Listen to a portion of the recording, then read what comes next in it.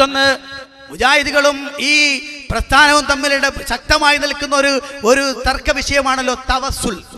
ഇവര് പറയാറുള്ളത് മുജാഹിദുകൾ തവസ്സുലിന് തീരെ എതിരാണ്. മുജാഹിദുകൾ തവസ്സുൽ ശിർക്കാണെന്ന് പറഞ്ഞവരാണ്. മനസ്സിലായോ? മുജാഹിദുകൾക്കറിയാം മുജാഹിദുകൾ എന്തേ പറഞ്ഞ തവസ്സുലിനെ കുറിച്ച്. അത് ഞാൻ ഇൻഷാ അല്ലാഹ് വിശദീകരിക്കാം. അദ്ദേഹം പറയുന്നത് കേട്ടു നോക്കൂ.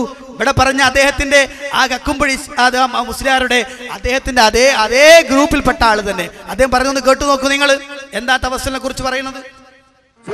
അല്ലാഹു റബ്ബുൽ ഇസ്സത്ത് പുണ്യമായി കൊണ്ട് പറഞ്ഞ, അല്ലാഹു തആല മഹത്വം കൽപ്പിച്ച ഒരു കാര്യത്തെ നമ്മുടെ വാക്കിലോ നമ്മുടെ പ്രവർത്തനത്തിലോ കൊണ്ടുവന്നുകൊണ്ട് അല്ലാഹുവേ നീ മഹത്വം കൽപ്പിച്ച, നീ പുണ്യമാണെന്ന് പറഞ്ഞ ആ കാര്യത്തെ ഞാനിതാ പ്രവർത്തിച്ചിരിക്കുന്നു, ഞാനിതാ നീ സ്വീകരിച്ചിരിക്കുന്നു, അതുകൊണ്ട് എന്റെ പ്രാർത്ഥനയെ എന്റെ ദുആനെ സ്വീകരിക്കണേ.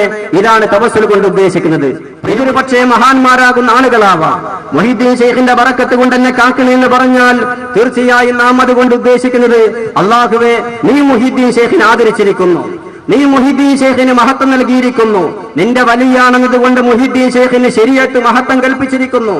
ആ ശരീഅത്ത് മഹത്വം കൽപ്പിച്ച, അല്ലാഹു തആല മഹത്വം കൽപ്പിച്ച ആ മുഹീദ്ദീൻ ശൈഖിന്റെ ആ വലിയുടെ മഹത്വം അല്ലാഹുവേ ഞാനും അംഗീകരിക്കുന്നു, നീ സ്നേഹിക്കുന്ന ആളെ ഞാനും സ്നേഹിക്കുന്നു, അതുകൊണ്ട് പടച്ചോനെ എന്റെ കാര്യങ്ങൾ നീ സാധിപ്പിച്ചു തരണം.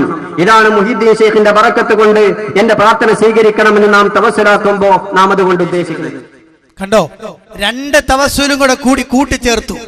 കണ്ടോ, സുന്നത്തായ തവസ്സുലിനെയും ബിദ്അത്തായ തവസ്സുലിനെയും കൂടി കൂട്ടിച്ചേർത്തു.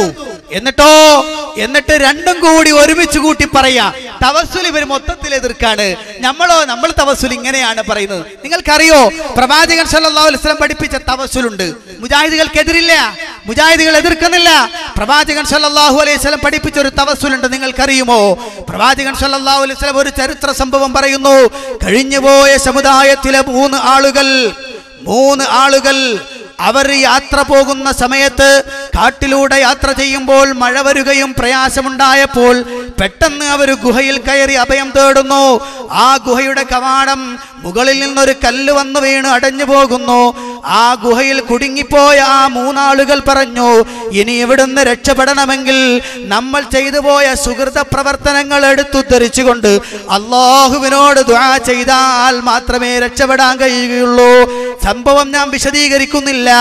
മൂന്ന് പേരും അവർ ചെയ്ത പുണ്യകർമ്മങ്ങൾ ഓരോന്നും എടുത്തു പറഞ്ഞുകൊണ്ട് അല്ലാഹുവിനോട് ദുആ ചെയ്യുന്നു, നാഥാ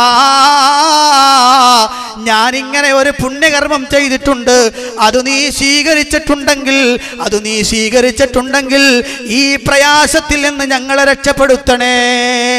നബി സല്ലല്ലാഹു അലൈഹി വസല്ലം പറയുന്നു, ഓരോരുത്തർ പ്രാർത്ഥിച്ചപ്പോഴും കല്ല് അല്പമായി നീങ്ങി മൂന്ന് പേർക്കും പുറത്തു കടക്കാവുന്ന അവസ്ഥ ഉണ്ടായി എന്ന്. അതേ അല്ലാഹുവിനോട് താൻ ചെയ്ത സുഹൃത പ്രവർത്തനങ്ങൾ എടുത്തുദ്ധരിച്ചുകൊണ്ട്, താൻ ചെയ്തു പോയ നല്ല കർമ്മങ്ങൾ എടുത്തുദ്ധരിച്ചുകൊണ്ട് അല്ലാഹുവിനോട് പറയുന്ന തവസ്സുൽ ഒന്നാമത്തത്.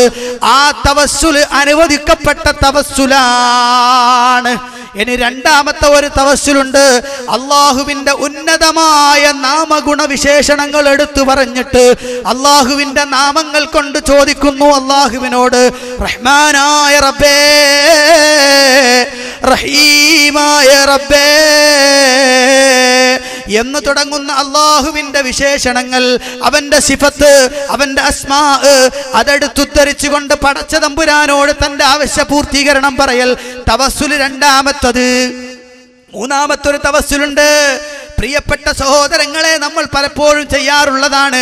ഒരു സഹോദരനെ കണ്ടുമുട്ടി സലാം പറഞ്ഞിട്ട് പരസ്പരം പിരിഞ്ഞു പോകുമ്പോൾ നമ്മൾ പറയും, സഹോദരാ എനിക്ക് വേണ്ടി ദുആ ചെയ്യണേ, സഹോദരാ എനിക്ക് വേണ്ടി ദുആ ചെയ്യണേ. അദ്ദേഹവും പറയും, താങ്കളും എനിക്ക് വേണ്ടി ദുആ ചെയ്യണം.